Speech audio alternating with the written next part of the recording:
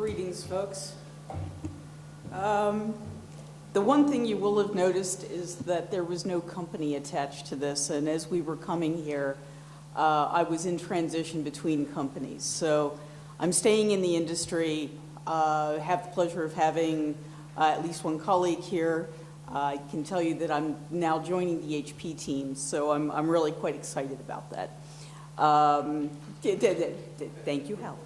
At the end of the day, though, my job worldwide for the last 10 or 15 years of my life has been in helping customers communicate. It comes down to understanding how to deal with what customers want to know, need to know, and getting information in their hands in a way that they're comfortable, and frankly, the ways that you're comfortable providing it as well. So I've boiled it down to 4 R's: retain, refine, rally, and reign. So let's walk through that for a second. This is the world we live in. So you've heard from our previous speakers, who couldn't have been a better setup, that the world has changed from the one that many of us started working in many years ago. Now, in addition to the mail, the traditional paper-based post, and even email and phone, there are tons of social networks and social networking opportunities out there. Your customers are having conversations on these networks and more. You can organize it any number of ways. You can try and organize social networks along product lines.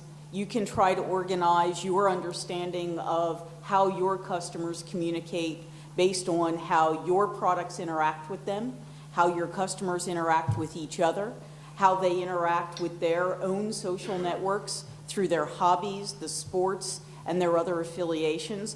But at the end of the day, it's always going to boil down to a core set of networks that your customers are participating in. And you need to know what they are. Now, they may not be these. This happens to be my personal map. These are the ones that I use most regularly, and frankly, there's too many of them. Checking email, checking Twitter, checking Facebook, checking LinkedIn, checking what they think, checking all the other places, Printers Lounge, all the other places I like to hang out. It takes a lot of time. And it takes your customers' time as well. So your job is to figure out where your customers are participating, and frankly, for every one of your customers, that map is going to look slightly different, and in every country that you participate, it's going to be a little bit different. In every region, it's going to be a little bit different. And depending on which of your products and services you're trying to communicate to your customers about, or around, or through, that's going to change. So it comes down to figuring out, how do I retain my customers in the context of the relationship I want to have with them? Your traditional options for keeping your visibility in front of your customers has always been with point-of-sale displays, mass media advertising, and frankly, word of mouth. And as you saw from the previous presentations, word of mouth has taken on a whole new context. It's now not just standing at the garden gate and having a conversation with your next door neighbor, or standing at the bus stop, or having a chat with someone down at the local adult beverage purveyor. Instead, now that conversation, that word of mouth, can go global in a matter of seconds. So now your post-social media world options have expanded quite a bit. Now, it's not just a question of managing all your traditional marketing options, it's a question of managing social networks and the word of mouth that happens when people tweet or go on Facebook and make a post, or they go on any of their other social networking communities and make a post that might not be what you want it to be. And frankly, none of us should be surprised at this. We had plenty of warning that this was coming. In 1999, a friend of mine, David Weinberg, and a friend of his, Doc Searles, were 2 of the 3 collaborators on a book called The Clue Train Manifesto. Has anyone read it? A few of you have, right? If you have not been aware of this book, if you have not read this book, and it is still in print and you can download it as an ebook, I recommend it to you incredibly highly. It might shock you.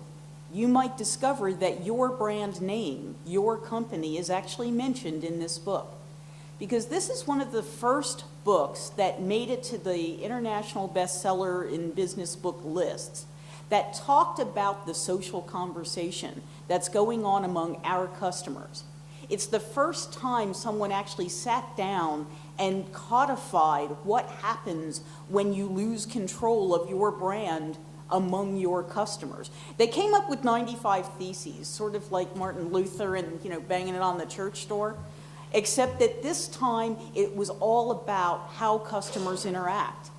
And they put words around things we thought we knew, but we were trying to not worry about. That markets our conversations, and the customers are having those conversations, and they're controlling those conversations. And in fact, the things that they're saying you might not be very happy about.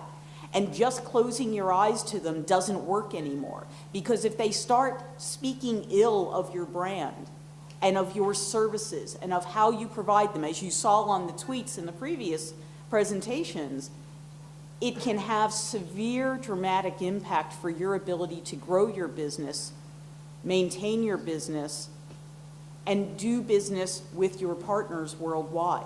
Who wants to do business with a company that customers hate? Very few people do.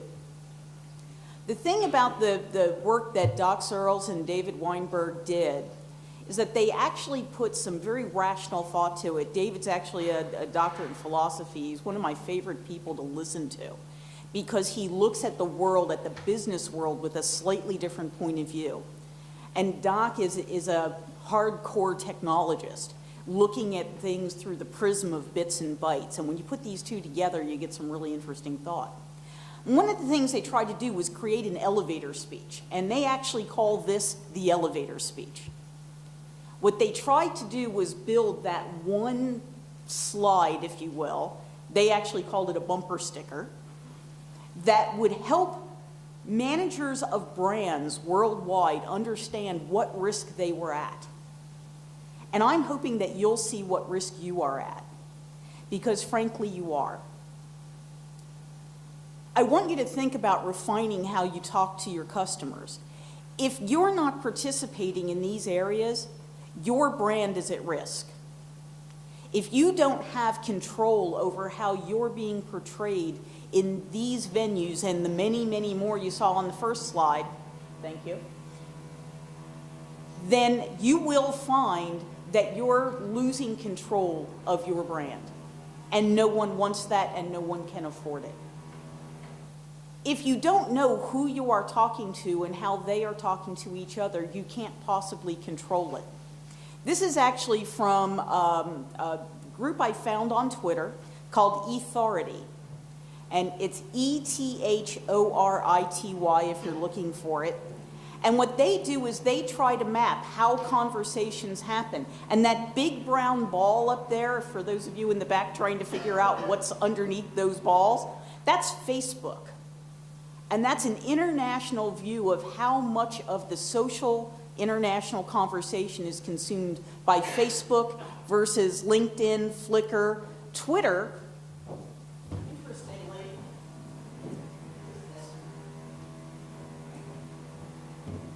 Interestingly, Twitter is not as big as Facebook. Facebook continues to grow and grow. Now, the Twitter team, of course, is trying to change that. They'd like to be part of that commerce you were talking about, and they want to be part of these solutions. But frankly, there's an awful lot of country-specific social community conversation and international conversation that goes on. And if you're not part of it, if you don't have someone in your organization who's watching this, you're missing something key. Because what you really need to be doing is creating word-of-mouth champions. You can't rely on your mass media advertising strategies. Your standard marketing strategies won't work any longer, because word of mouth is really the key going forward. So as you look around and you start identifying how your customers see you, You may discover that that word of mouth is not very attractive. Excuse me.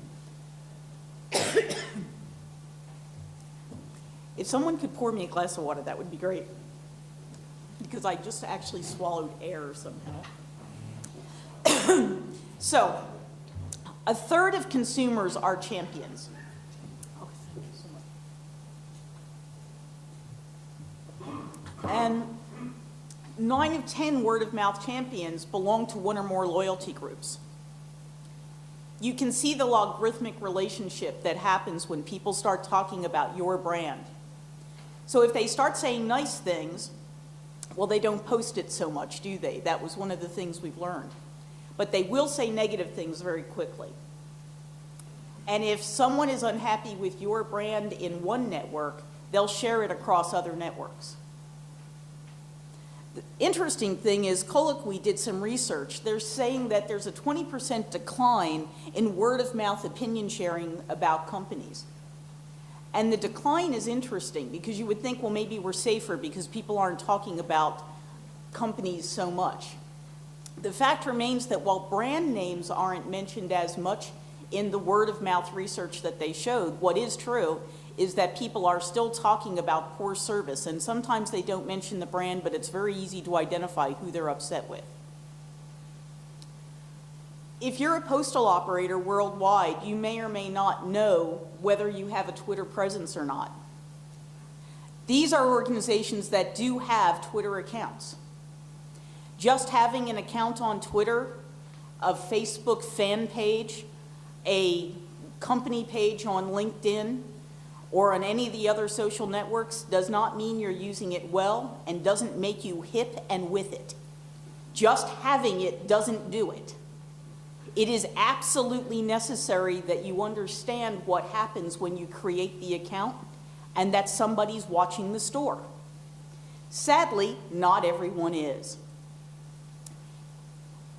The USPS got involved with Twitter, and it was kind of interesting. They actually do a reasonably good job of maintaining and running their Twitter account. Someone does seem to be monitoring it all day long. They took an interesting approach. They actually run it in a sidebar on their webpage, and they make it possible for other people to run conversations about the post.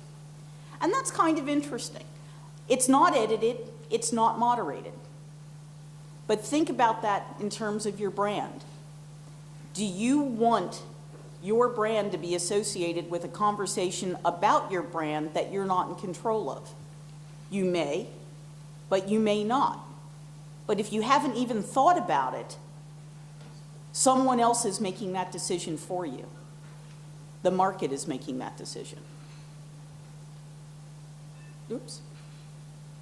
If you are not paying attention to the social interaction that's going on around your brand, it is very likely that your customers have noticed that.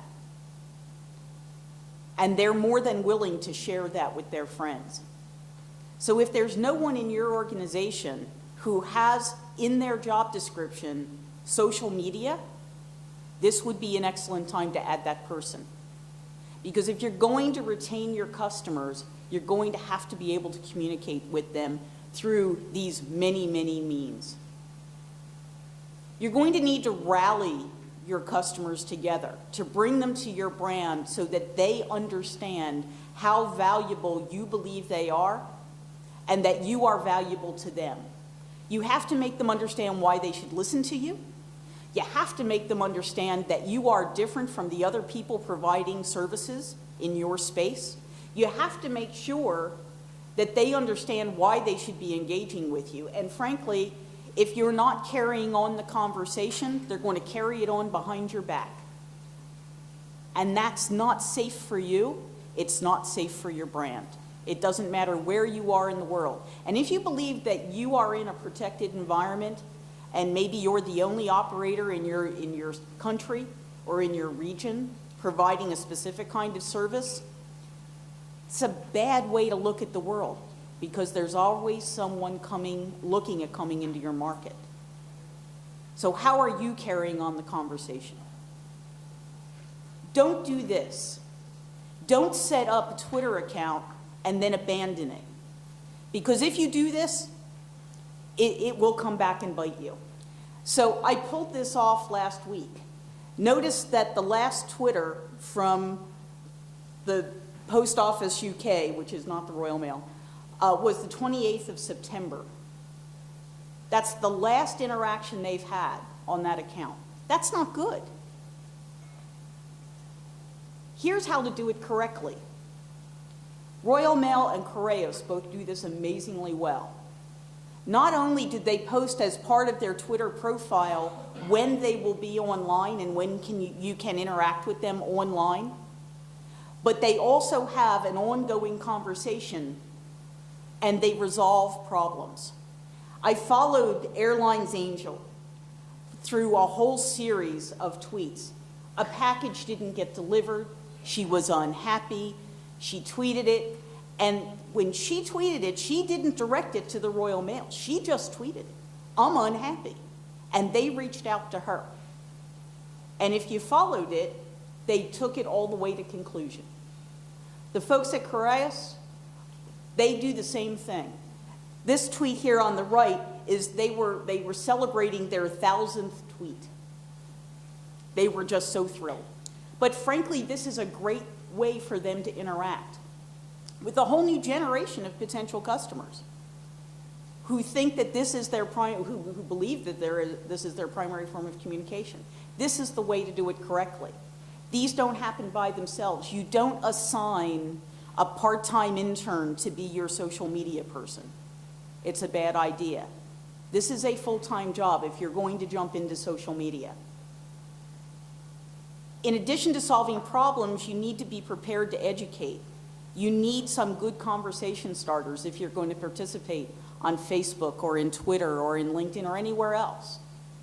So your social media people have to be good conversationalists. And not everyone is. Not everyone's good at this.